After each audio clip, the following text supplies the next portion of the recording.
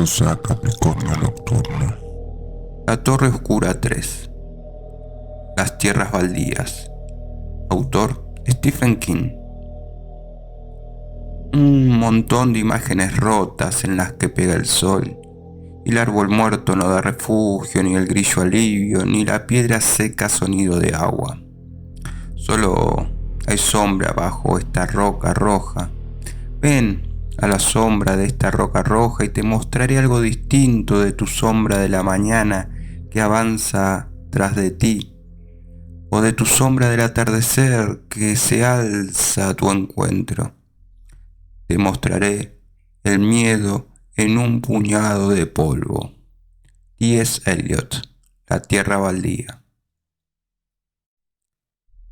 Si algún rasgado tallo de cardo se elevaba sobre sus compañeros, le cortaban la cabeza.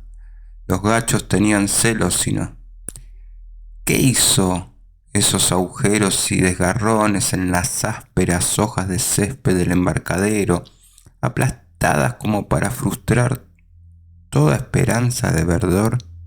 Es que alguna bestia debe andar destrozando su vida con intentos de bestia. Robert Browning. Child, Roland en la Torre Oscura. ¿Qué río es?, inquirió Millicent ociosamente. Solo es un arroyo.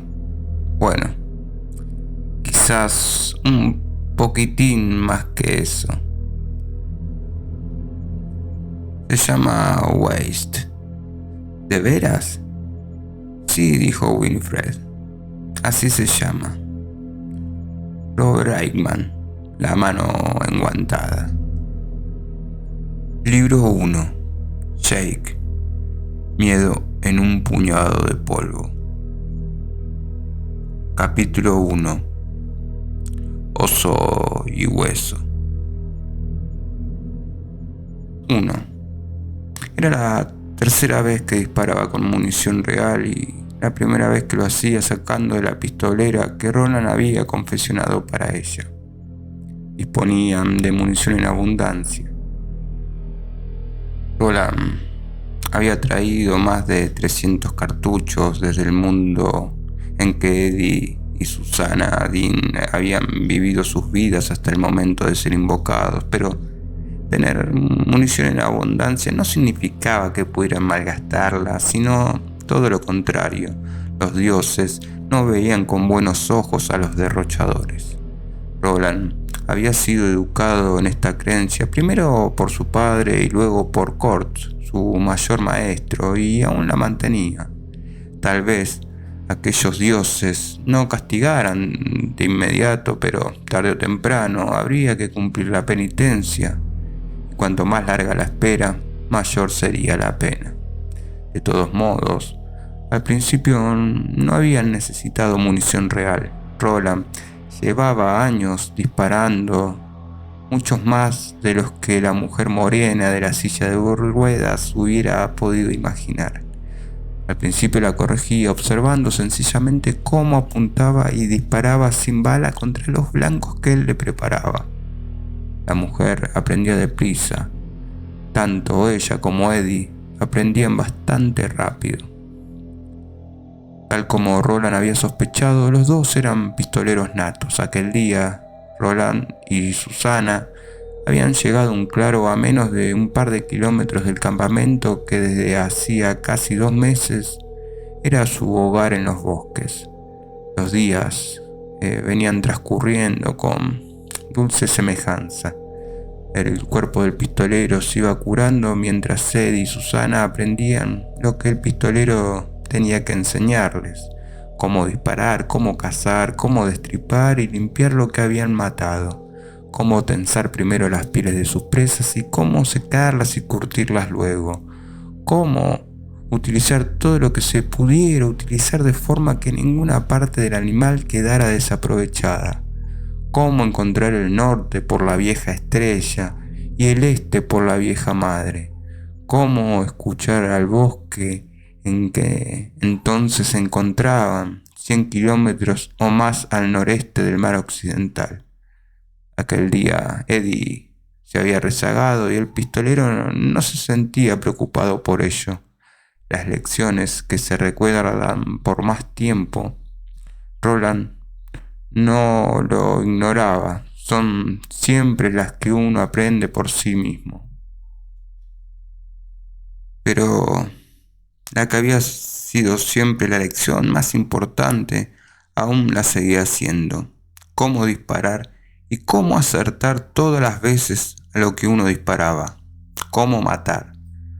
Los linderos del claro estaban formados por abetos oscuros y olorosos que lo rodeaban en un semicírculo irregular. Hacia el sur, el terreno se quebraba bruscamente y caía a un centenar de metros en una serie de repisas de esquisto desmenuzado y abruptos acantilados, como la caldera de un gigante. Un arroyo transparente surgía del bosque y cruzaba el claro por su centro, burbujeando primero por un profundo canal excavado en la tierra esponjosa y la piedra quebradiza, derramándose luego por el astilloso suelo de roca que descendía en una suave pendiente hasta el punto en que la tierra se desplomaba. El agua fluía por los peldaños en una sucesión de cascadas que creaban un sinnúmero de arcoíris temblorosos. Más allá se abría un profundo y magnífico valle cubierto de abetos, entre los que algunos olmos antiguos y poderosos se negaban a dejarse expulsar. Estos se erguían verdes y frondosos, árboles que acaso fueran ya viejos cuando la tierra de la que Roland procedía era aún joven.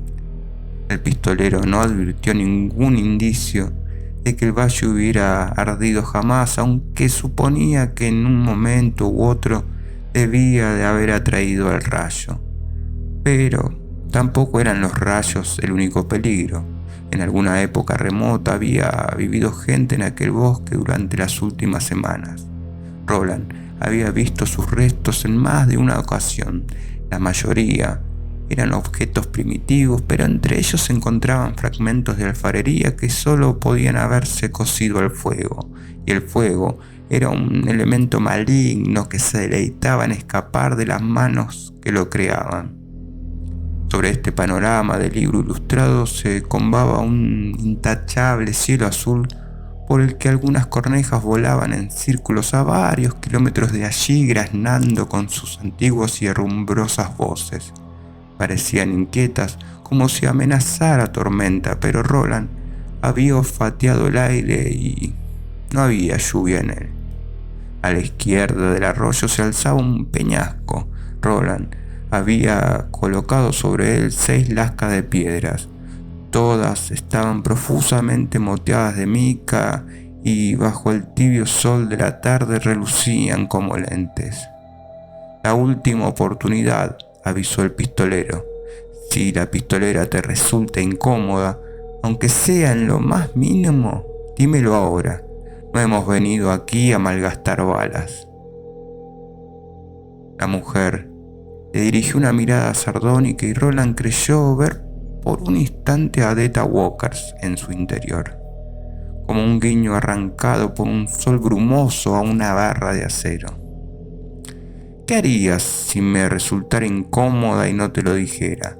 Si fallara con esas 6 cositas menudas. ¿Me darías un bofetón como solía hacer aquel maestro tuyo? Torero sonrió. Había sonreído más en las últimas 5 semanas que en los 5 años que las habían precedido. No puedo hacer eso y tú lo sabes. Para empezar, éramos niños que aún no habíamos pasado nuestros ritos de la virilidad. Se puede abofetear a un niño para corregirlo, pero en mi mundo, las personas sensibles tampoco ven con buenos ojos que se abofetee a los pequeños, le interrumpió Susana secamente. El pistolero se encogió de hombros. Se le hacía difícil imaginar un mundo así. ¿Acaso el gran libro no decía: no seas parco con la vara para que el niño no se malcríe? Pero no creía que Susana estuviera mintiendo. Tu mundo no se ha movido. Muchas cosas son distintas allí.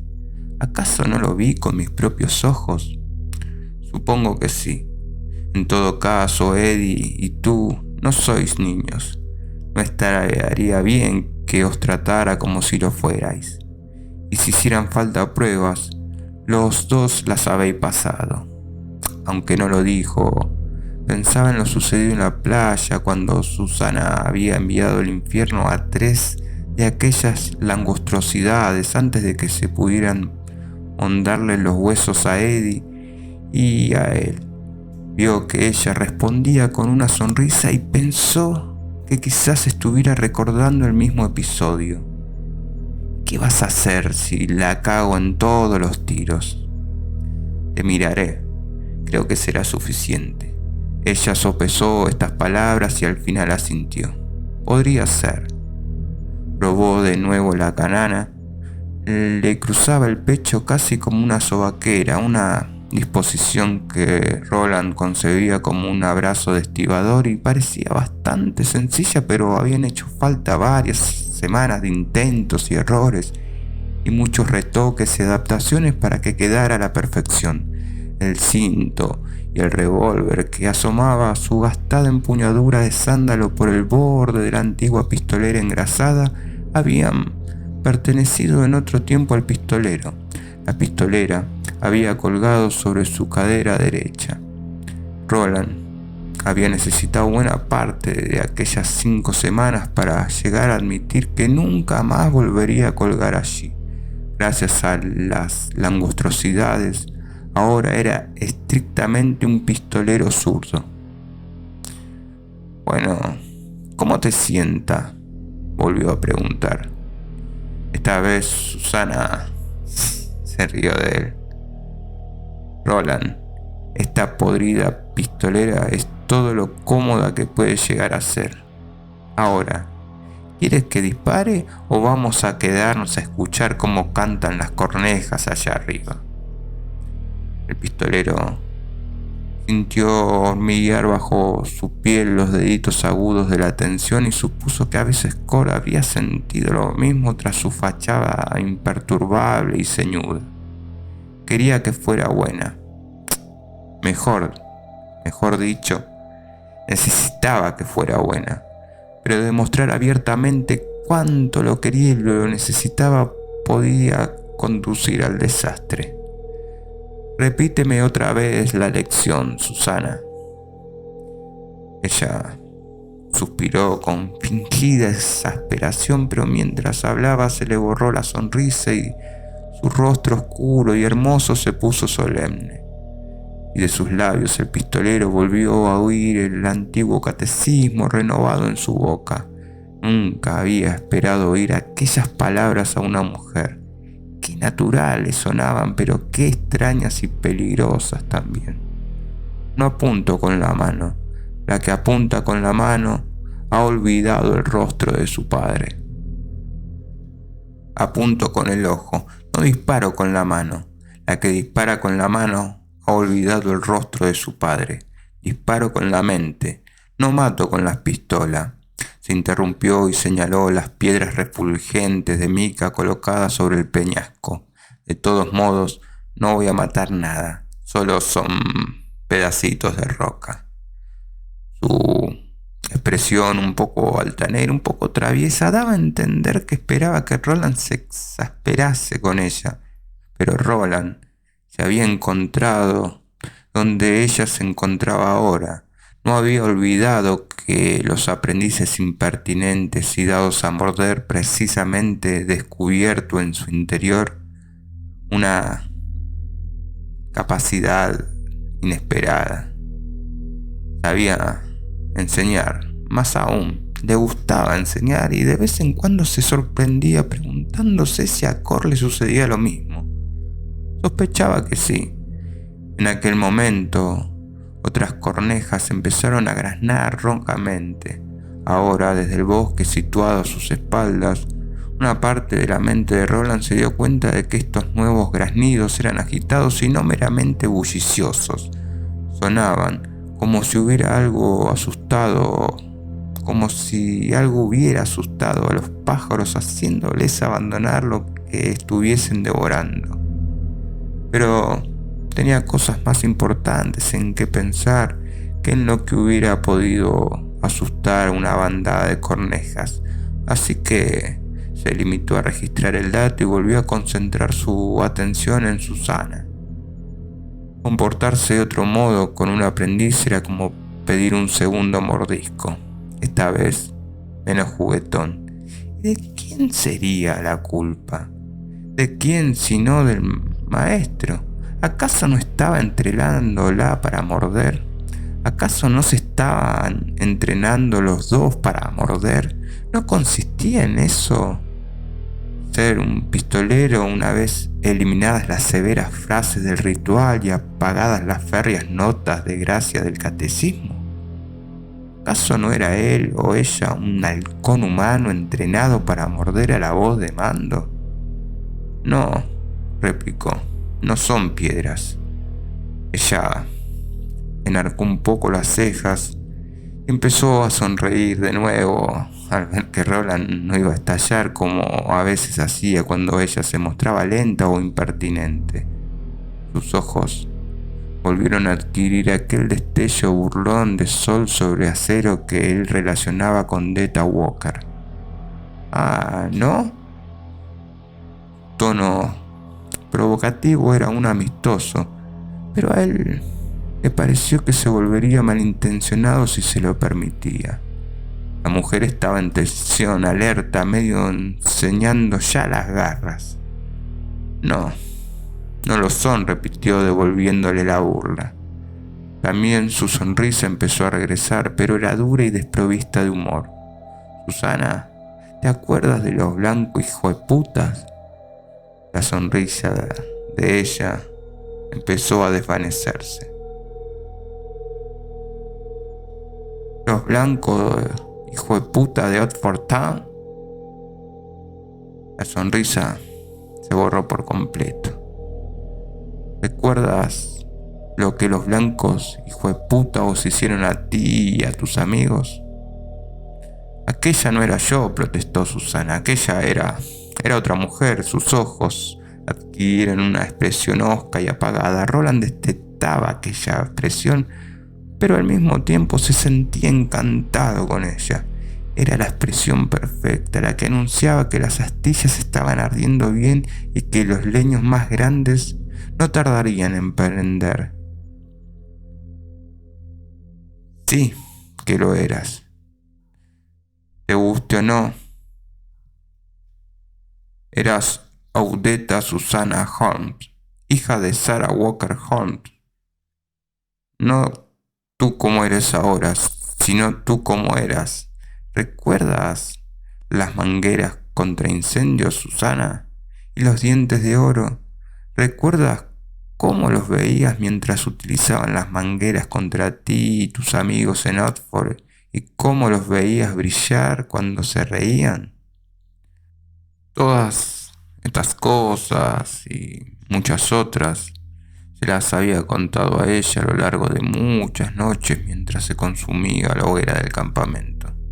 El pistolero no lo entendía todo, pero aún así la escuchaba con atención y recordaba, al fin y al cabo, el dolor era una herramienta. A veces era la mejor herramienta. ¿Qué te pasa, Roland? ¿Por qué te empeñas en remover esa basura?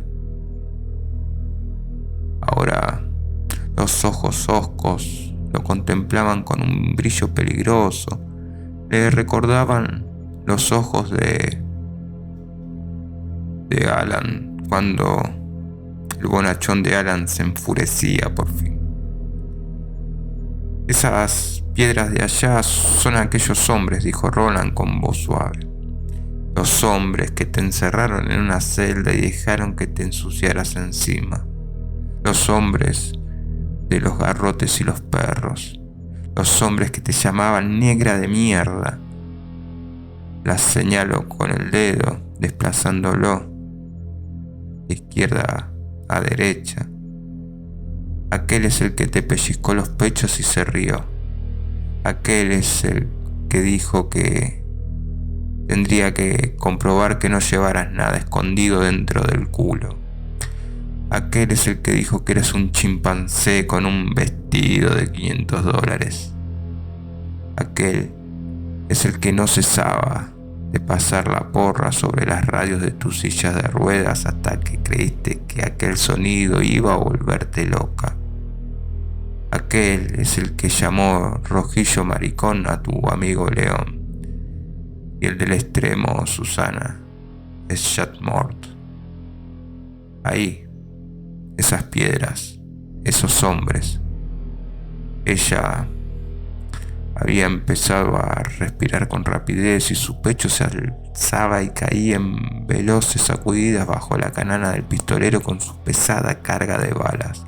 Sus ojos ya no miraban hacia él, se había vuelto hacia las lascas de piedra moteadas de mica. A sus espaldas y a cierta distancia un árbol se astilló y cayó al suelo. Más cornejas granaron en el cielo, absortos en el juego que ya no era un juego. Ninguno de los dos se dio cuenta. Ah, sí, hija, dijo ella. Con que sí, ¿eh? Así es. Ahora, di la lección, Susana, y sé certera. Esta vez las palabras se desprendieron de sus labios como pequeños fragmentos de hielo. La mano derecha le temblaba ligeramente sobre el brazo de la silla de ruedas como un motor al ralentí. No apunto con la mano. Aquella que apunta con la mano ha olvidado el rostro de su padre. Apunto con el ojo. Bien, no disparo con la mano. Aquella que dispara con la mano ha olvidado el rostro de su padre. Disparo con la mente. Así ha sido siempre, Susana Dean. No mato con la pistola. Aquella que mata con la pistola ha olvidado el rostro de su padre. Mato con el corazón. Pues entonces mátalos a todos por la gloria de tu padre, gritó Roland. ¡Mátalos a todos! Su mano derecha fue una mancha borrosa entre el brazo de la silla y la culata del revólver de 6 tiros de Roland. Desenfundó en un segundo y su mano izquierda descendió y abanicó el percutor en una serie de pasadas casi tan veloces y delicadas como el aleteo de un colibrí. 6 detonaciones secas resonaron a lo ancho del valle y 5 de los 6 trozos de piedra colocados sobre el peñasco desaparecieron de la existencia en un parpadeo. Durante un instante ninguno de los dos dijo nada. Pareció que ni siquiera respiraban, mientras los ecos rebotaban de un lado a otro apagándose lentamente. Hasta las cornejas callaron, al menos por el momento. El pistolero rompió el silencio con 4 palabras apagadas, aunque extrañamente enfáticas. Ha estado muy bien. Susana contempló la pistola que sostenía en la mano como si no la hubiera visto nunca. Un zarcillo de humo surgía del cañón, perfectamente recto en el silencio sin viento. Después, sin apresurarse, le devolvió la pistolera que colgaba bajo su pecho. Bien, pero no perfecto, dijo al fin. He fallado uno. ¿De veras? Roland se acercó al peñasco y cogió la única piedra que quedaba. La miró de soslayo y se la lanzó. Ella la atrapó con la mano izquierda. La derecha, observó él. Con aprobación, permaneció cerca de la pistola enfundada. Susana disparaba mejor y con más naturalidad que Eddie, pero había tardado más que él en aprender esta lección en particular. Si hubiera estado con ellos durante el tiroteo en el club nocturno de Balazar, quizá la habría aprendido. Ahora, comprobó Roland, empezaba por fin a asimilarla. Susana examinó la piedra y vio una muesca de apenas 1 milímetro en su parte superior. Solo la has rozado, le explicó Roland mientras regresaba a su lado, pero en un tiroteo a veces basta con eso. Si rozas a un tipo, le haces perder la puntería. Hizo una pausa. ¿Por qué me miras así? ¿No lo sabes? ¿Realmente no lo sabes? No. Muchas veces tu mente está cerrada para mí, Susana. No hablo a la defensiva y ella meneó la cabeza con exasperación. A él, la veloz danza movediza de la personalidad de Susana a veces le ponía nervioso. A ella, la aparente incapacidad de Roland para decir otra cosa que no fuera exactamente aquello en que estaba pensando, nunca dejaba de producirle el mismo efecto. Era el hombre más literal que jamás había conocido. Muy bien, respondió ella. Voy a decirte por qué te miro así, Roland. Por lo que me has hecho ha sido una sucia jugarreta. Dijiste que no me abofetearías, que no podrías abofetearme aunque me pusiera a borde. Pero, una de dos. O me has mentido o eres muy estúpido y me consta que no eres ningún estúpido. La gente no siempre abofetea con la mano, como cualquier hombre o mujer de mi raza puede atestiguar. En el lugar de donde vengo, tenemos un dicho: piedras y bastones pueden romperme los huesos, pero las provocaciones nunca me harán daño, concluyó Roland. Bueno, no lo decimos exactamente así, pero supongo que se acerca bastante. Lo digas como lo digas, es una gilipollez. Lo que acabas de hacer es darme un vapuleo con palabras. Tus palabras me han dolido, Roland. ¿Vas a quedarte ahí parado y decirme que no lo sabías? Lo contempló con brillante y severa curiosidad desde su silla y Roland pensó, no por primera vez, que los blancos hijueputas del país de Susana debían de haber sido muy valientes o muy lerdos para atreverse a herirla, con silla de ruedas o sin ella. Y después de haberse paseado entre ellos, no creía que el valor fuese la respuesta. Ni he pensado en tu dolor ni me he preocupado, contestó pacientemente. Te he visto enseñar los dientes y supe que pretendías morder, así que te metí un palo en la boca. Y ha funcionado, ¿verdad? La expresión de Susana reflejó un dolorido desconcierto. Pero, cabrón, en lugar de responder, retiró la pistola de su funda, abrió el tambor con los 2 dedos que le quedaban en la mano derecha y empezó a recargarlo con la izquierda. De todos los déspotas arrogantes, necesitabas morder, le interrumpió él en el mismo tono paciente. Si no, habrías disparado mal, habrías disparado con la mano y la pistola y no con el ojo, la mente y el corazón. ¿Ha sido eso una mala jugada? ¿Has sido arrogante? Yo creo que no. Creo, Susana, que eres tú la que llevaba arrogancia en el corazón. Creo que eras tú la que pensabas en jugarretas. Pero eso no me preocupa, todo lo contrario, un pistolero sin dientes no es un pistolero. Yo no soy ningún pistolero, maldita sea. Roland lo pasó por alto, podía permitírselo. Si ella no era un pistolero, él era un Billy Brambo. Si estuviéramos jugando, podría haberme comportado de otro modo, pero esto no es ningún juego, es... Se llevó la mano buena a la frente y la dejó allí, con los dedos encorvados justo por encima de la sien izquierda. Las puntas de los dedos, observó ella, temblaban ligeramente. ¿Qué te pasa, Roland?, le preguntó con suavidad. La mano descendió poco a poco, el pistolero devolvió el tambor a su lugar y depositó el revólver en la funda que ella llevaba colgada. Nada. Sí, te pasa algo. Lo he visto, y Eddie también lo ha visto. Empezó poco después de que dejáramos la playa. Es algo malo y está empeorando. No me pasa nada, repitió. Ella extendió las manos y cogió las de él. Su ira se había esfumado, al menos por el momento. Le miró fijo a sus ojos. Eddie y yo Este no es nuestro mundo, Roland.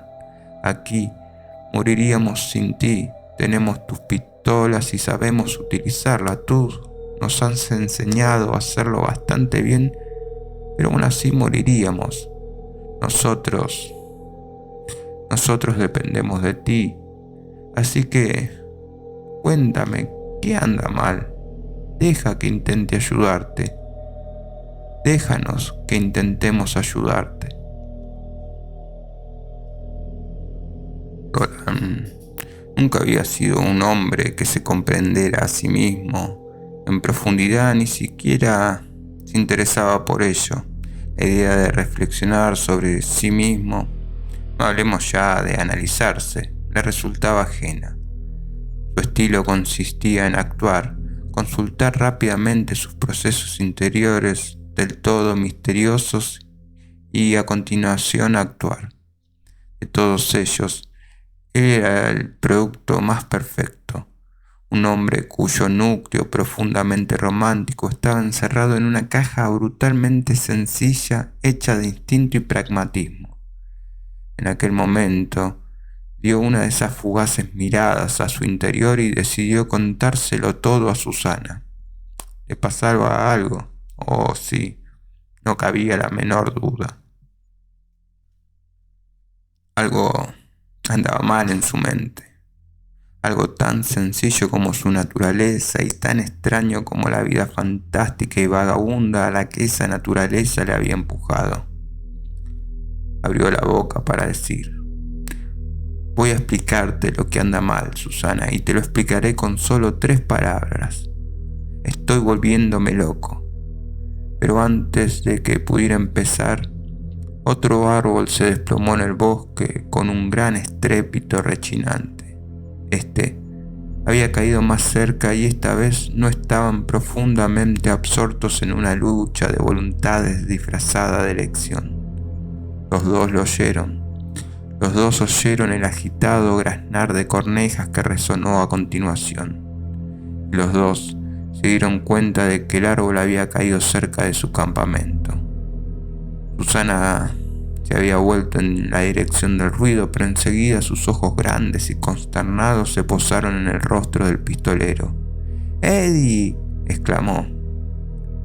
Un grito se alzó en la profunda espesura verde de los bosques que se extendían a sus espaldas. Un abrumador grito de rabia. Cayó otro árbol y después otro. Su caída sonaba como una salva de fuego de mortero. Madera seca, pensó el pistolero. Árboles muertos. ¡Ey! Esta vez fue un alarido. Sea lo que sea, está cerca de Eddie. Las manos de Susana volaron hacia las ruedas de su silla y emprendieron la laboriosa tarea de hacerla girar. No hay tiempo para eso. Roland la cogió por debajo de los brazos y la alzó en vilo. Ya la había cargado antes cuando el terreno era demasiado irregular para la silla de ruedas. Los 2 hombres habían cargado con ella, pero aún así, su asombrosa e implacable velocidad no dejó de sorprenderla. Un momento antes estaba en la silla de ruedas, un artefacto adquirido en la mejor tienda de artículos de ortopedia de Nueva York en el otoño de 1962, y al siguiente se encontraba en precario equilibrio sobre los hombros de Roland como una animadora con sus vigorosos muslos apretando los lados de su cuello y las manos de él aguantándola por la espalda. El pistolero empezó a correr con ella a cuestas, pisoteando con sus botas la tierra cubierta de agujas de pino entre los surcos dejados por las sillas de ruedas. ¡Odetta!, gritó, volviendo en este momento de tensión al nombre con que la había conocido. ¡No pierdas la pistola, por la gloria de tu padre! Se internó a toda velocidad entre los árboles. Encajes de sombras y brillantes cadenas hechas de manchas de sol se deslizaban sobre ellos en movedizos mosaicos mientras Roland alargaba sus zancadas. Corrían cuesta abajo. Susana alzó la mano izquierda para protegerse del azote de una rama doblada por el hombro del pistolero, al mismo tiempo que su mano derecha descendía hasta la culata del antiguo revólver.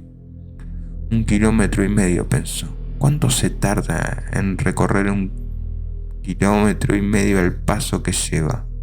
No mucho, si consigue no perder pie sobre estas resbaladizas agujas, pero quizá demasiado. Que no le pase nada. Dios mío, que no le pase nada a Eddie. A modo de respuesta, oyó que la bestia invencible lanzaba su grito de nuevo. Su abrumadora voz era como un trueno, como una maldición.